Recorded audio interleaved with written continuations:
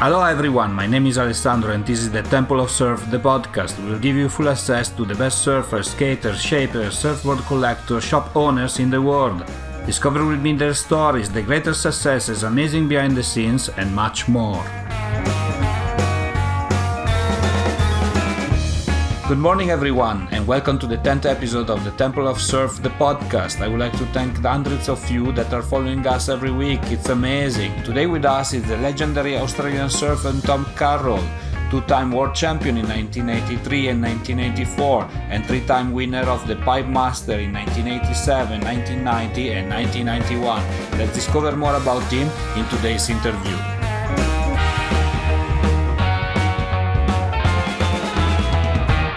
Hi Tom and welcome to the show. Where are you today? I'm in Sydney. Avalon Beach is my home in Sydney, Northern Beaches area, and I'm just lucky. I grew up here, so I'm still living in the place that I grew up in, so I'm very, very lucky. How is the time right there in the time of coronavirus? You guys can surf, right? Yes, we had some restriction right in the middle, right at the beginning. They started to impose some beaches because people just thought it was a holiday, thought there wasn't very strong direction at first, and everyone just thought it was a holiday, so they went to the beach and party. Basically, it turned out a big party. Oh, we're not working, we're not doing it, we're going to the beach. We can't do anything else. Australians go to the beach and party. Yeah. and it was beautiful weather. It was just classic time, the best time of year to have in Sydney, particularly in Bondi Beach. Everyone went mad. It was like more crowded than New Year's Eve. So they just went, stop, humans, stop now. So they stopped and placed big restrictions on beaches like Bondi or the big beaches in Sydney where a lot of people congregate and use. So they put restrictions there. And then some of the smaller beaches, other beaches, they left open. But that did make sense because people just came to the smaller beaches, right? Yeah, exactly. But then they had to put more restrictions on our movements, and then they started to get stronger on the direction of how to, make sure. But they never stopped us from going in the ocean, and never stopped us getting exercise in the beach, being able to walk the beach, being able to swim in the ocean. And that made a lot of sense because when we go in the ocean and when we're doing exercise, we're becoming healthier. So it just makes sense to become healthier rather than getting stuck inside. We're actually making our systems weaker. Yeah. So we want to expose ourselves to nature and where it's supposed to be. So I think they did a good job here so far. We don't know what's coming. Like they're starting to relax, but they never stopped us surfing. Thank God. Like, good. Yes. There was. I would have gone crazy. Otherwise, they were looking for a revolution in Australia. Yeah, there would have been a revolution. Exactly. Yeah, for sure. So today we're going to talk about, of course, surfboards, your projects, and much more, of course. But the first question that I have for you is, in your opinion, what is the most important thing in surfing? I think the relationship we get with nature is the most important thing for us in surfing. The relationship we get with water, and as a result, the relationship we get with ourselves. So it just brings on a healthy existence, it's both for the mind and the body. So these things integrate really nicely in the ocean. And as a result, we just go out there and get some exercise. I always feel better when I come in from a surf. Yeah. There's not one time in my 53 years of surfing that I've ever had that. I've always come in, even if I'm feeling like having a bad day, I go surfing. Even if it's a small difference, it's always on the better side.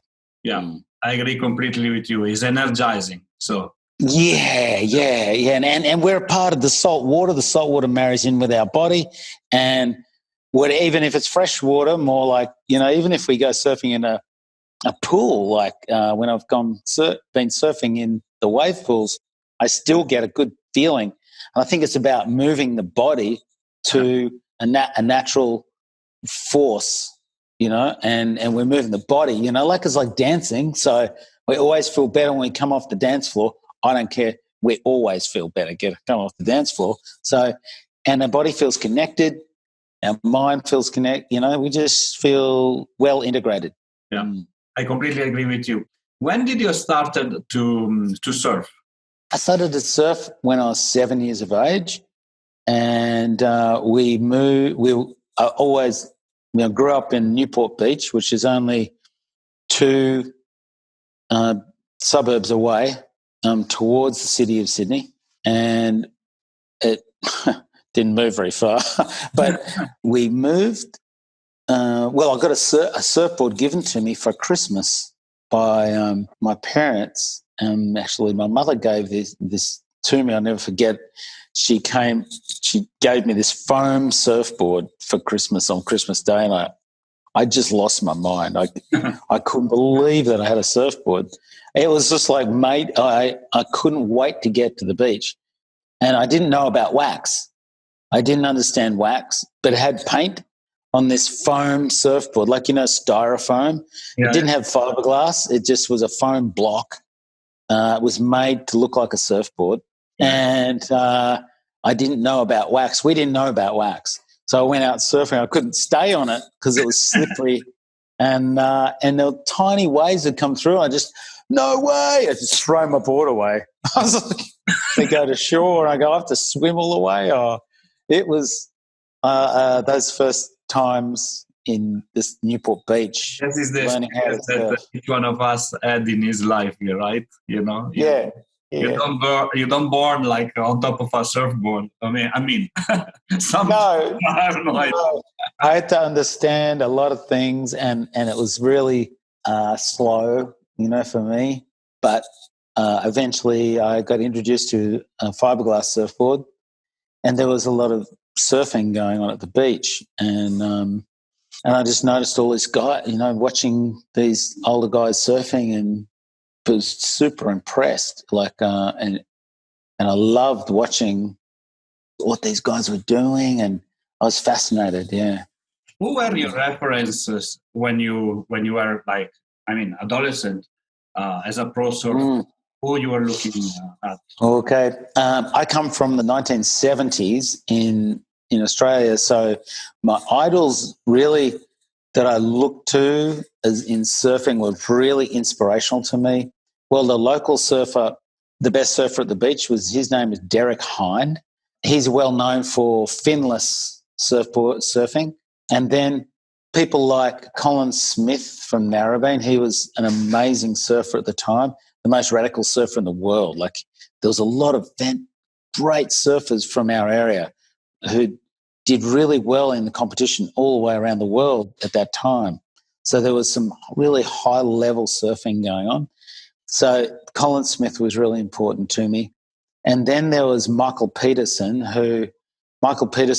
was just an incredible surfer from Queensland, which is northern part of Australia, where people like Mick Fanning, Joel Parkinson and people like that come from. And my brother, who's 2.5 years older than me, and all our friends, just this tight group of buddies, our friends, we used to idolise Michael Peterson, and he's powerful surfing. And so he was very, very important to me when I was real young, until about, I'd say, when I got towards 15, 16, 17, and then other surfers became, even earlier than that, around that Michael Peterson, there was Jerry Lopez and Wayne Lynch. There was other surfers that I really loved at Barrakanapuni in Hawaii. And then down the track, people that I became more in contact with as a competitive surfer, as a 15, 16, 17 years old, people like Sean Thompson, Simon Anderson, and I'd say, Mark Richards, people that were, brilliant, my heroes, and I really looked up to these guys. So I liked Sean Thompson surfing a lot when I was a kid, but still, that's pretty much the crew I really liked at that time. Quite a lot of legends. So he's Yeah. good as an inspiration, right? He can make you improve and try to not to copy them, but to use them. Oh yeah, I want to do a bottom turn like this guy. I want to do a top turn like that guy. I want to do a cut back, and I want to feel like that when I'm doing that. I just started to put inspired, and then put that into me, and so it always comes out in your own flavor. I mean, so you can look at your competitors and improve yourself, right? It doesn't mean you just have people that are winning and you're losing. You just use it as a way to improve and get better, right? Yeah, absolutely. What was your first surfboard? I mean, you told us the one that you received a Christmas gift, but let's say the professional surfboard. When I started to surf, I noticed the design of the surfboard and how it was affecting my surfing to actually get better. Was when I was 12 years old, and this board was made for me by this shaper. His name was Rodney Hocker, and this board was so beautiful, and I remember it really clearly. And it was 6'3". It was quite a long board. That's sort of size boards we rode back in the 70s, and so that board was it lifted my performance. I could feel the lifting of the performance, and they had a huge impression down the track. Then Colin Smith from Narrabeen shaped my surfboards. He shaped me a beautiful 6'3" to replace that board. And so my surfing started to lift and lift and lift. Getting into the professional stages, I ended up surfing for Burn Surfboards. And Phil Byrne from Burn Surfboards we started to work closely in the shaping bay. And he understood. We started getting a really good language, speaking the same language in design. And I would spend time with him inside the shaping bay and understand how to shift and help him change. And both of us worked together on the design really, really closely.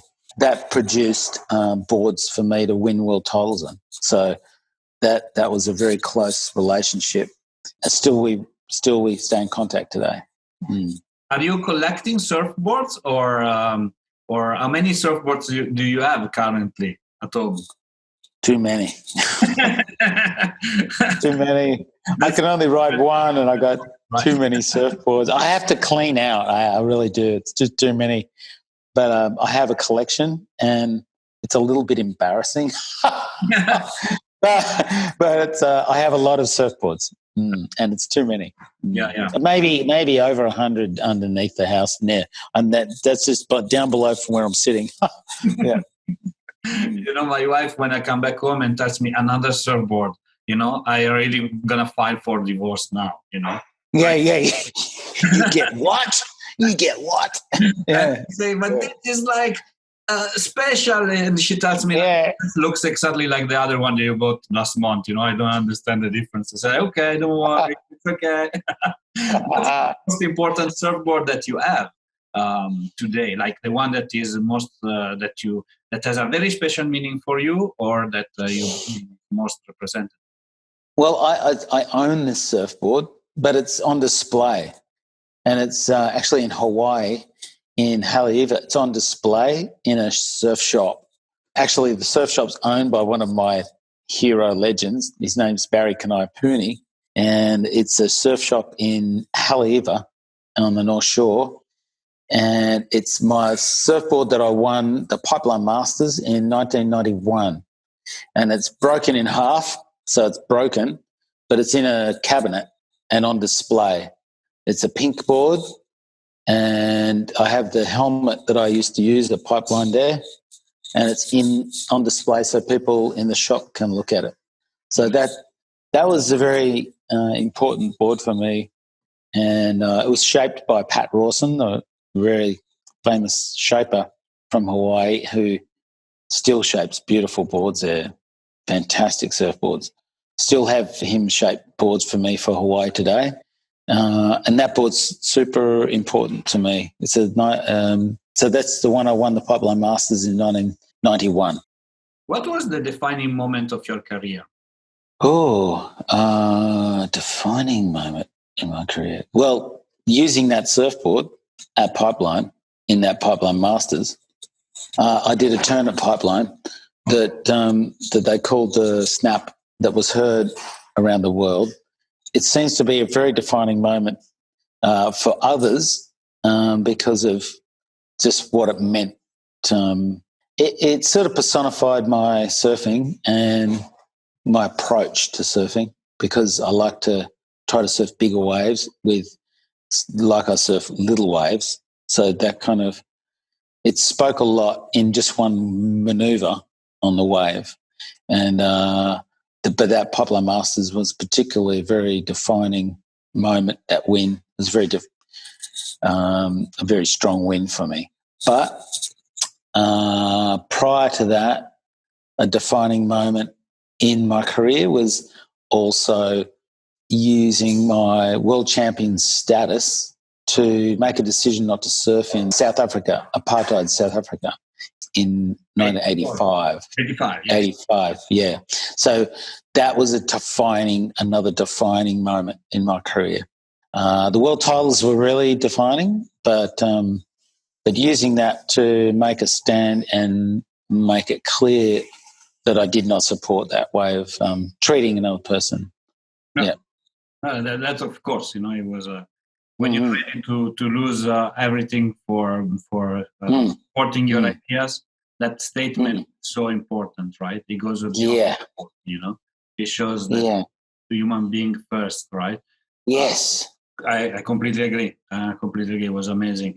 And the greatest achievement is still winning the world title or winning the Banzai, or what was your greatest achievement in your opinion?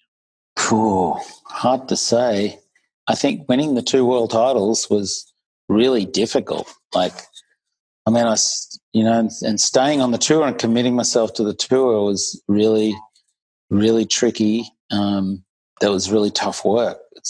I feel for the guys on the tour. But I'd say, winning that 2nd world title was really, really strong for me.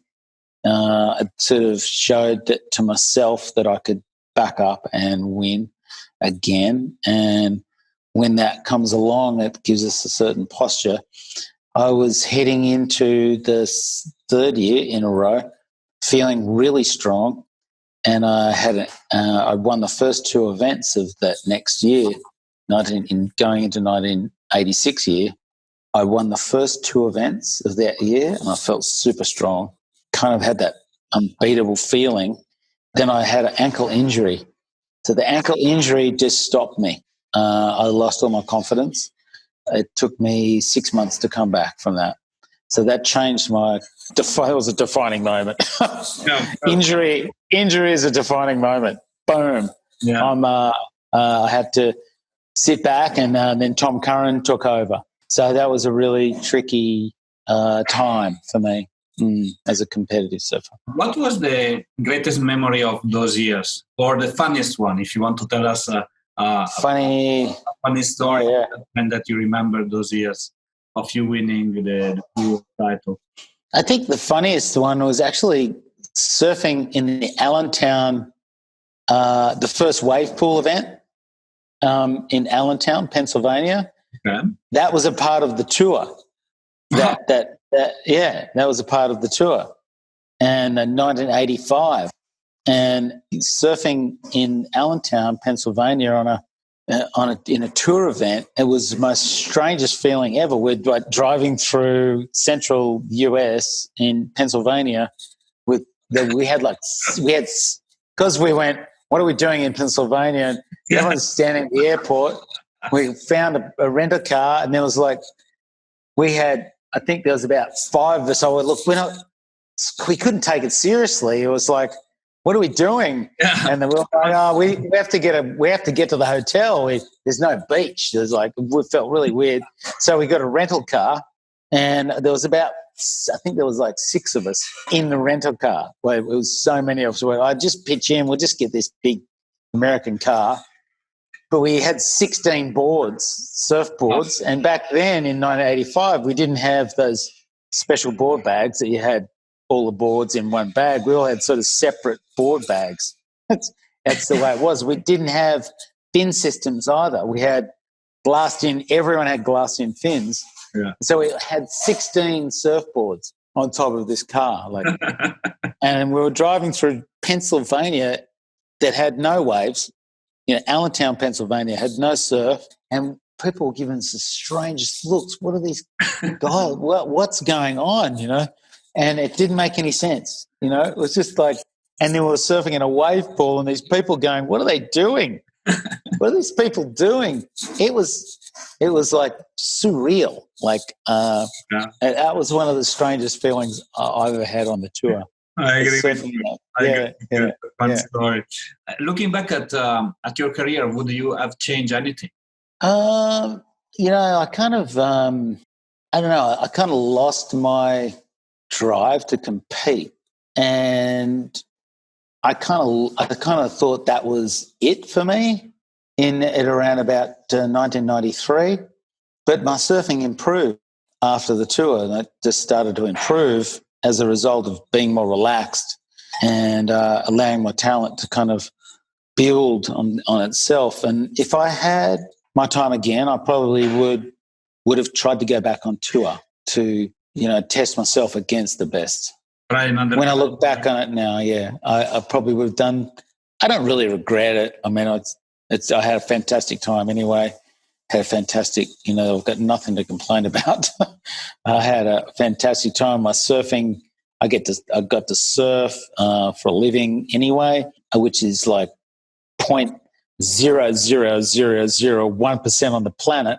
So, but if I could do it, maybe I'd go back to try to challenge those guys at the time, because I watched Kelly Slater today and I go, he's an incredible surfer, man. He's like a real natural and amazing athlete. I don't think I'm that competitive a person like he is, but I see that kind of talent that he has, and I think there was probably a few more years left in me of competing that I didn't recognize. But no regrets, right? It's just like if that was all you would have gone. So as long as there are no regrets, then is that. No. And looking at your future plan or current plans, so you have, of course, you continue to travel the world. You have like a SUP surf company, right? Yeah. And what else? What else is next? At the moment, I'm actually, well, I've been practicing meditation for about 13 years and more, almost 14 years. So we're coming on for 14. So what I like about meditation is that it just brings us a better space, it brings it brings out the great side of us, brings out that part of us which is full of life and actually helps us take the right direction. Yeah. And so it's guided me so beautifully. And I've taken a teacher's course and I want to teach people meditation. I'm very keen on that. At the moment, I'm coming to the pointy end of the finishing and being graduated. So I would like to bring the meditation to as many people as I can. That's a bit of a goal of mine.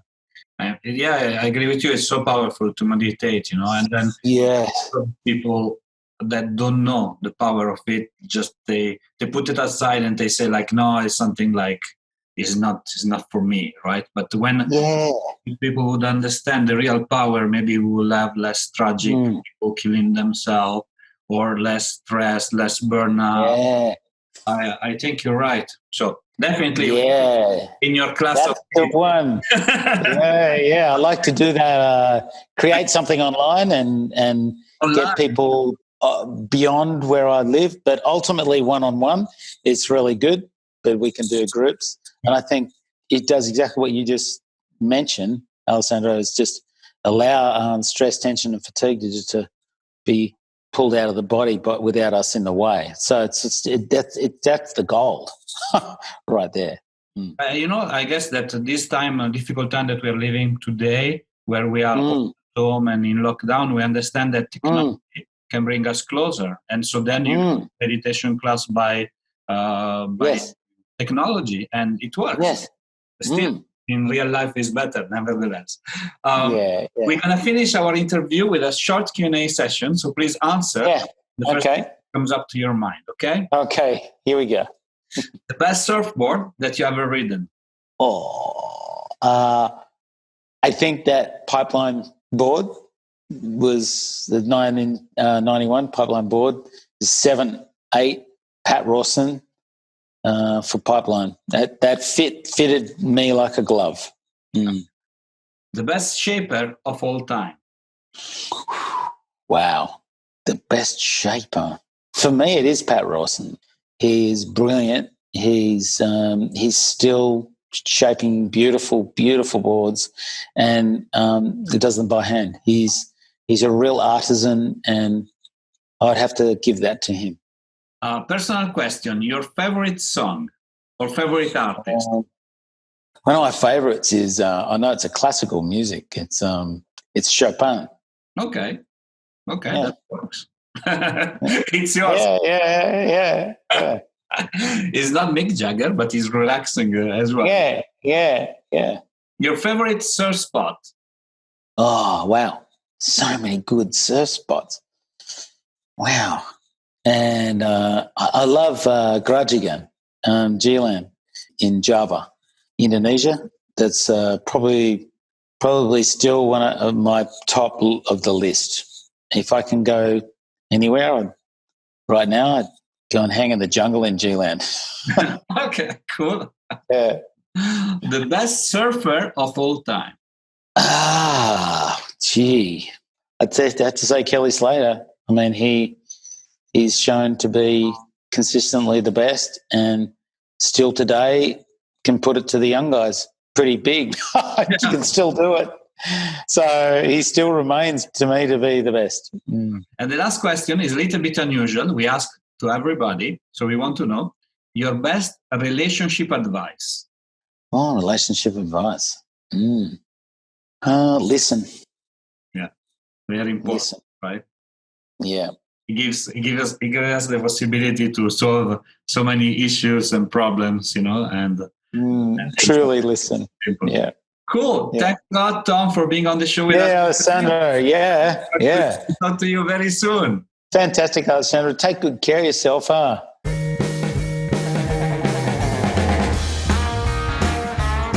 Hi, it's me again. I hope you enjoyed our today's episode. If you want to know more about us, please follow www.thetempleofsurf.com and all our social media. Mahalo!